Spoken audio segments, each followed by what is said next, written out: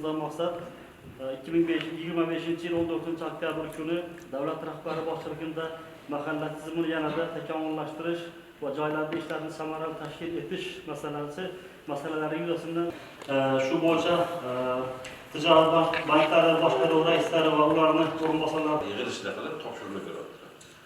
Hech kimga yolg'on emas, sir emas, so'nggi 5 yil ichida band bo'lmagan odam, ro'yxatga tushmagan, ishsiz, ayollar ham qolmadi, yoshlar ham qolmadi, hech kim qolmadi, hammasini ahvat qilyapmiz. Lekin yomon tomoni pastda hamma ham bu narsani tub mohiyatini tushunib yetmayapti muhtaram prezidentimizdan berayotgan imkoniyatlar. Ya'ni nima? Shundoq qo'limizga boramiz, tomorqamizda 5 suti, 6 suti agar o'tib chekkalarga rayhonga to'g'risi kalovat qo'yib qo'yganmiz. Yo'q. So'nggi 3 yil ichida desam to'g'ri bo'ladi.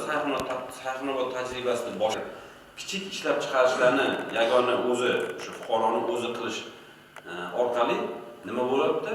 Tomorqadan daromad olish manbaiga o'tilyapti.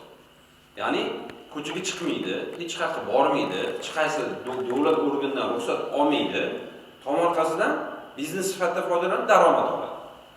To'g'ri, u yetarli bo'lmayapti, chunki 2 sotu teplitsa, 3 sotu teplitsa bilan 40 million, 50 milliongacha yillik daromadini aytayapman. Ikki hosilda 100 million so'm xonadonning chiqmasdan daromad topganlar ham bor.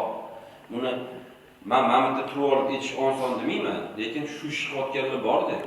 Muhtaram prezidentimiz 4 bosqichli tadbirkorliklarni mana ketma-ket chiqayotgan 306-qarordan keyin nima chiqdi? 312-qaror chiqdi. Nima u 312-qaror?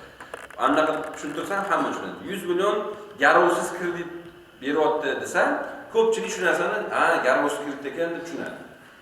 Hurmatli tadbirkorlar, turmush bitta anaqani bir yaxshilab mohiyatan tushunib yetishimiz kerak bo'lgan narsamiz, chunki 100 million